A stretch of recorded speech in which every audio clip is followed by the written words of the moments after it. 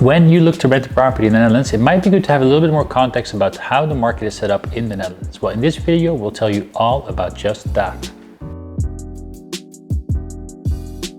Hi, I'm Kimo from Expat Housing Network, and we help internationals find a home and feel at home. I'm going to share more about renting or buying in the Dutch housing market in all of the videos that you'll be seeing on this channel. When looking for renting a property in the Netherlands, it's good to understand how the market is set up. Well, in the Netherlands, we have two different segments that you have to take into account. One is social housing, and the second is the private sector or the free sector. Social housing is the regulated segment in the Netherlands rental market. What does that mean? Well, it means that the rent is capped at 763 euros.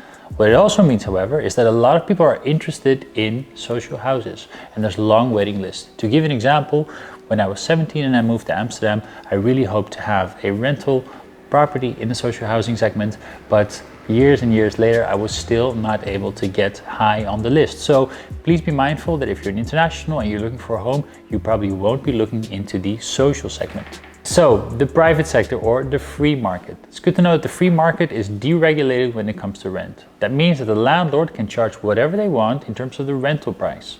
However, there is a system linked to whether a property is a social housing property or a free market property, and that's what we call the point system. We have a different video about the point system though. Okay, most of the people that are looking for a property are looking in the private sector or the free sector segment.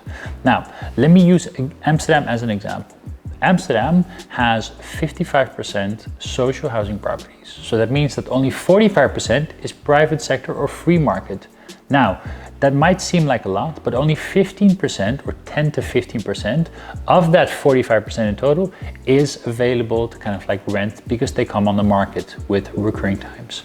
So that leaves a small chunk of the housing market available for internationals or a lot of other locals as well looking to find a home. So when people ask us why is the market hot, it has mainly to do with the supply and demand side and the fact that there's not a lot of properties available for people to look for.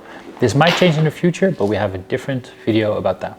Now you know how the rental market is set up in the Netherlands. It might be good to learn a little bit more about the whole process of finding a rental property. Well, we have got a webinar recorded just for you.